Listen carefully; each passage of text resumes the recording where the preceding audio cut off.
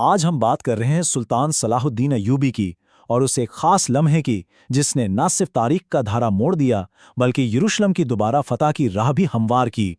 ذرا اس منظر کو ذہن میں لائیے۔ 12ویں صدی کا زمانہ ہے، مسلمانوں کا ایک قافلہ جو حج کے لیے مکہ جا رہا تھا، اس پر ایک صلیبی سردار حملہ کر دیتا ہے۔ وہ نہ صرف سارا مال و اسباب لوٹتا ہے بلکہ قیدیوں یہاں تک کہ عورتوں پر بھی ظلم ڈھاتا ہے۔ لیکن یہ حملہ اس صلیبی سردار کی سب سے بڑی، سب سے بھیانک غلطی ثابت ہوتی ہے، کیونکہ اس قافلے میں خود سلطان صلاح الدین کی بہن بھی شامل تھیں۔ جب صلاح الدین نے قیدیوں کو رہا کرنے کا مطالبہ کیا تو اس صلیبی سردار رینالڈ چٹیلون نے یہ توہین آمیز جواب بھیجا۔ یہ صرف ایک سیاسی مسئلہ نہیں رہا تھا، یہ اب ایک ذاتی معاملہ بن چکا تھا۔ اس ایک جملے نے رینالڈ کی قسمت کا فیصلہ کر دیا تھا۔ لیکن یہاں ایک بڑا سوال پیدا ہوتا ہے۔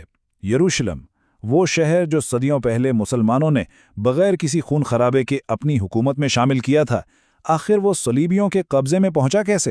تو آئیے اس فوری بحران سے تھوڑا پیچھے چلتے ہیں اور اس تاریخی پس منظر کو سمجھتے ہیں جس نے ان واقعات کو جنم دیا۔ تو سب سے پہلے یہ دیکھتے ہیں کہ یہ مقدس شہر آخر ہاتھ سے گیا کیسے۔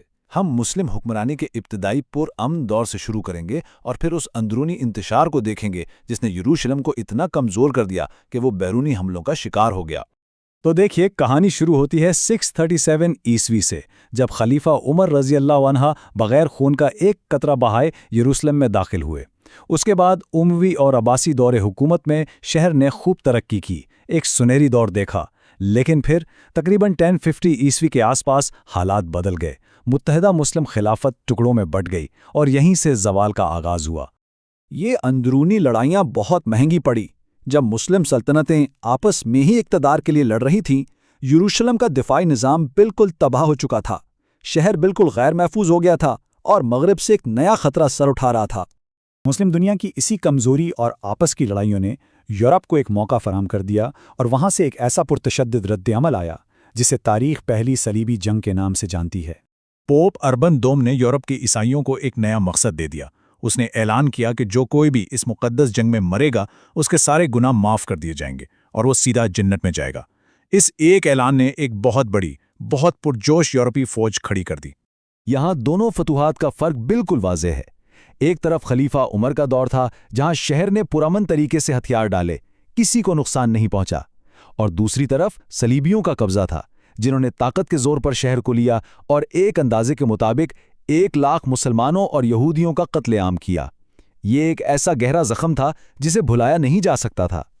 صلیبیوں کے اس وحشیانہ قبضے کے بعد یروشلم اگلے 90 سال تک، جی ہاں پورے 90 سال تک ان کے کنٹرول میں رہا، اور اسی طویل عرصے میں وہ نسل پروان چڑھی جو اس شہر کو واپس حاصل کرنا چاہتی تھی۔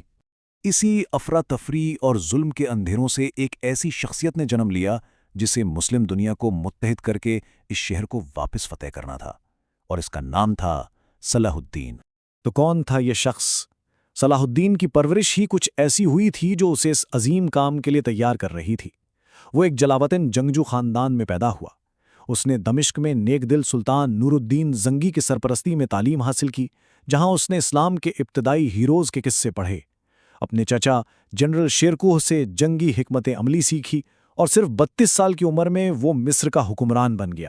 لیکن یہ بہت دلچسپ بات ہے کہ صلاح الدین نے اقتدار میں آتے ہی صلیبیوں پر حملہ نہیں کیا۔ نہیں، اس کی پہلی ترجیح مسلمانوں کی آپس کی خانہ جنگیوں کو ختم کرنا تھا۔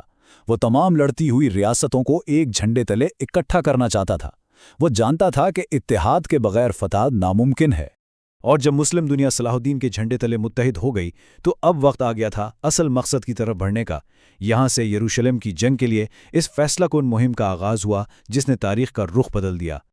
اور پھر ہوئی حطین کی جنگ جو صلاح الدین کے ذہانت کا ایک شاہکار تھی۔ پہلا قدم، اس نے صلیبی فوج کو جولائی کی شدید گرمی میں صحرا کی طرف آنے پر مجبور کر دیا۔ دوسرا قدم، علاقے میں پانی کے واحد بڑے ذریعے پر قبضہ کر لیا۔ تیسرا قدم، جب صلیبی فوج تھکاوٹ اور پیاس سے بالکل نڈھال ہو گئی تب حملہ کیا۔ اور چوتھا قدم، پوری فوج کو تباہ کر دیا اور ان کے رہنماؤں بشمول بادشاہ گائے اور رینالڈ سب کو گرفتار کر لیا۔ جنگ کے بعد اپنے خیمے میں صلاح الدین نے گرفتار بادشاہ کی جان تو بخش دی، یہ کہتے ہوئے کہ بادشاہ بادشاہوں کو قتل نہیں کرتے۔ لیکن اس نے ذاتی طور پر رینالڈ کو سزائے موت دی اور اس طرح اس نے اس قافلے پر حملے کے بعد کھائی گئی اپنی قسم پوری کی۔ یہ انصاف کا ایک بہت بڑا لمحہ تھا۔ حطین میں فتح کے بعد صلاح الدین کی فوج یروشلم کے دروازے پر کھڑی تھی۔ شہر کے محافظ بیلین آف ایمبلن نے دھمکی دی کہ اگر حملہ ہوا تو وہ پورے شہر کو مقدس مقامات سمیت جلا کر راکھ کر دے گا۔ اس کے جواب میں صلاح الدین نے ایک ایسی پیشکش کی جس کی کسی کو توقع نہیں تھی۔ پرامن ہتھیار ڈال دو اور ہر ایک شہری کی جان کی حفاظت کی ضمانت دی جائے گی۔ اور نتیجہ کیا نکلا؟ صلاح الدین کی یروشلم کی فتح کے دوران ایک بھی شہری ہلاک نہیں ہوا، صفر۔ یہ پہلی صلیبی جنگ کے دوران ہوئے قتل عام سے بالکل الٹ تھا۔ صلاح الدین کی یہ فتح صرف ایک فوجی کامیابی نہیں تھی، یہ ایک ایسی لازوال میراث تھی جس نے تاریخ پر بہت گہرے اثرات مرتب کیے۔ فتح کے فوراً بعد مسجد اقصیٰ کو پاک صاف کر کے دوبارہ عبادت کے لیے کھول دیا گیا۔ عیسائیوں اور یہودیوں کو شہر میں امن کے ساتھ رہنے اور اپنی عبادت گاہوں میں جانے کی مکمل اجازت تھی۔ صلاح الدین کی اس رحم دلی اور بہادری نے اس کے دشمنوں جیسے کہ رچرڈ دی لائن ہارٹ کو بھی اس کا احترام کرنے پر مجبور کر دیا تھا، اور جب اس کا انتقال ہوا تو اس کے پاس کوئی ذاتی دولت نہیں تھی، اس نے سب کچھ خیرات کر دیا تھا۔ صلاح الدین کی اس فتح نے یروشلم پر اگلے 700 سال تک مسلم حکمرانی کو یقینی بنایا۔ یہ اس خطے میں امن و امان کا ایک غیر معمولی طویل دور تھا۔ امن کا یہ طویل دور آخرکار پہلی جنگ عظیم کے بعد ختم ہوا جب سلطنت عثمانیہ کا خاتمہ ہو گیا۔ اس عالمی جنگ نے خطے کی تقدیر ایک بار پھر بدل دی اور صلاح الدین کے دور کا باب بند ہو گیا۔ اس بات کو تقریباً 1 صدی گزر چکی ہے کہ شہر کا کنٹرول ایک بار پھر بدلا، اور یہ کہانی ایک سوال پر ختم ہوتی ہے: تاریخ کے اس اگلے باب کو کون لکھے گا؟ یہ ایک ایسا سوال ہے جو آج بھی اپنی جگہ قائم ہے۔